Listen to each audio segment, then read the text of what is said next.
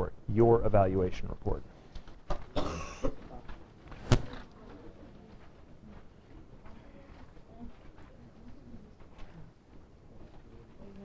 The evaluation report was the document, not the research report, the evaluation report. And the first section of that report asked you to create an MLA citation for one of your resources. It was a total of 3 points out of the 10. Some of you earned a 3 out of 3, some of you a 2 out of 3, some of you a 1 out of 3, some of you did not even bother to do it. But those lines ask you to create an MLA citation. Who wants to volunteer theirs? Haven. Anybody else? No? All right, Haven, then you're up. No, hold on. We're going to give Haven a moment to type what she's got. Haven, was it perfect or not? Good. So Haven's entry is not perfect. She has created some mistakes. Sorry, Haven, let me give you a typing spot. Start there.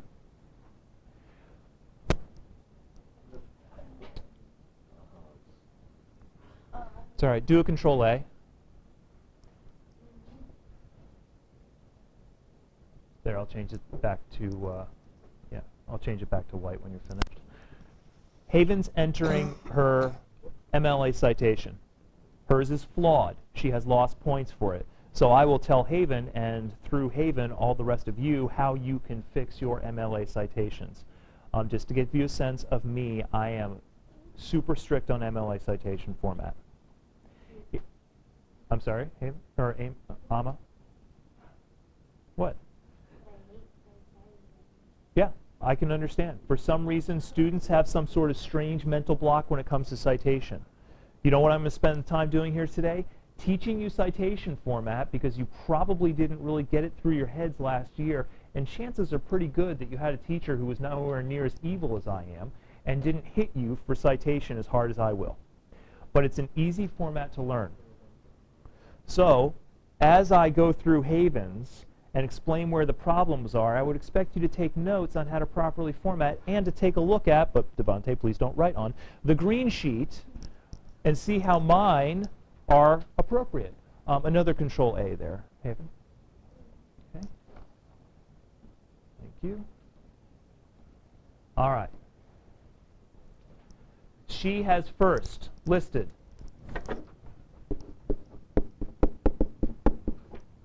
the title of what? What's this the title of? Article or web page?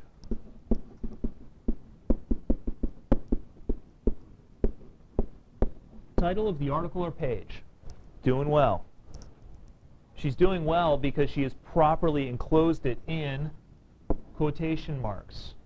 So once again, while I'm doing this, take a look at yours and see what might be mistaken on yours. You might also want to take notes on what the format is. National Sleep Foundation, 2009, 21 October 2010. Seems a little bit strange. Can anybody tell me what she's doing with that string of data? National Sleep Foundation, the first one, what is that? David? No. Where would the writer go, David? If there, correct. If there were an author, and quite often websites don't have authors attributed, if there were an author, the author would go there. So David, what is that, National Sleep Foundation? The second one is the publisher. Okay. This is the publisher. And quite often, hold on, David, I know you're there, but let me go slowly.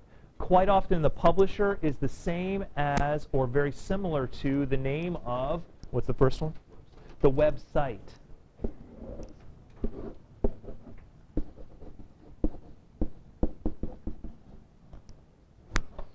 Daniel, what's the difference between a website and a web page?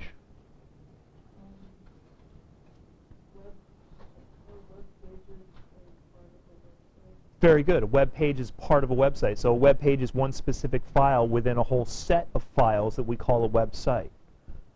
Sarah, CNN.com, is that a web page or a website? Correct. Because CNN.com contains thousands, probably tens of thousands of web pages.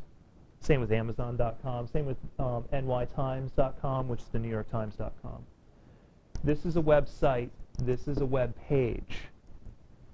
What did Haven forget to do with the website title? Underline or. The best way to do this is to italicize, folks. It used to be that we would underline major titles. However, now that people are no longer working on typewriters on a regular basis, and everybody seems to have a computer, italics are preferred. You will not lose points if you have underlined that. Either is acceptable. Oh, and by the way, you go to college, you might find some freakishly old professor who's been hidden in a basement office somewhere for the past 45 years, and he's about 85 years old, and he says you must underline everything simply because he's never bought a computer, doesn't understand that they exist, and underlining is the way to go for him. My master's thesis was pretty traditional, which means it had to have Courier font, which looks like typewriter font, and everything had to be underlined, yeah.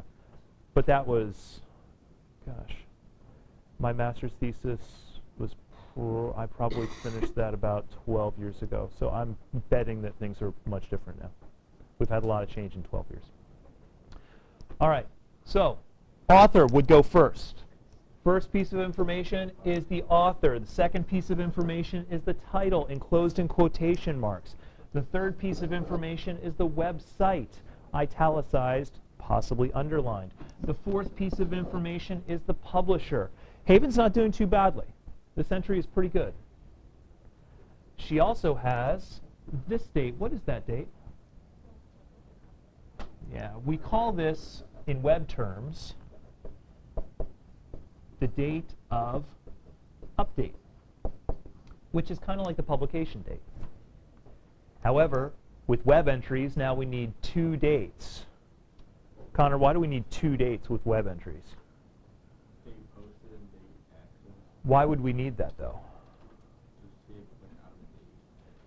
Well, hold on. We have a date of update and a date of access. Why would I need that information? Aaron. Because if articles like older information might not still be like as helpful as it's true. Aaron, you're right on track with it, and Connor, you were going in the right direction also. Let me clarify. If I am reading your works cited entry and I decide I want to go after your resource, and it looks different to me, well, you explain it by explaining the dates. You say it was updated in this time and I accessed it at this time, because web information constantly changes. Unlike the books that are published, you get a published book and it stays that way. Web entries constantly update, so you need more date information. You need to know when it was updated and when you accessed it. So,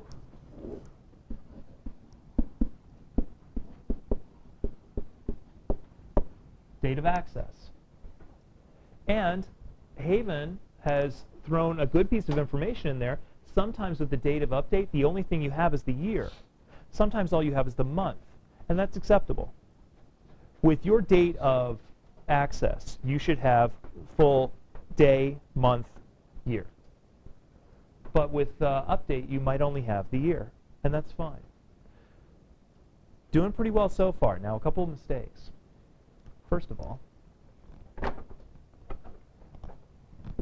MLA 2009.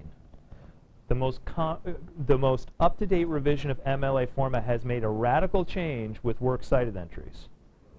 Anybody know what it is? No, hanging indent's always been there.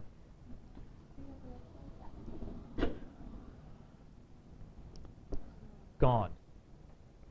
You no longer need it. Take off your, I know, thank God, right? Thank you, Adriana. MLA said, well, this is ridiculous for two reasons. One, it's this long string of information which is quite often way too complicated. Have you ever copied and pasted a URL into a works cited entry and it's like 4 lines long? Okay, well, that eliminates that problem. Also, here's where MLA explained their change.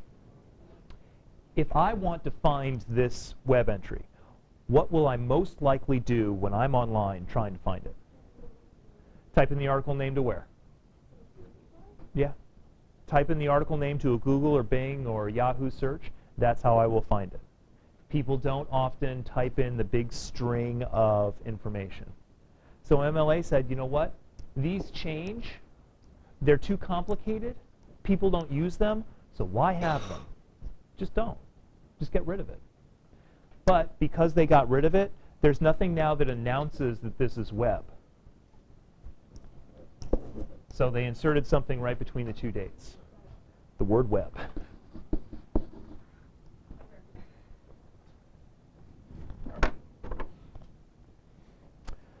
Well, these notes are becoming a mess, but let me try to provide some clarity and review. Number 1, author. Number 2, title of article or page. Number 3, the website in italics. Number 4, the publisher. Number 5, the date of update. Number 6, the word web. And number 7, the date of access. And then you're done. Except that Haven forgot her punctuation. Periods between everything. And a period at the end. A period is a stop. National Sleep Foundation, stop. National Sleep Foundation, stop. 2009, stop. Web, stop. Use the periods. And that's a mess, but that's it. That's up-to-date 2009 MLA information, and that's what I would expect you to follow.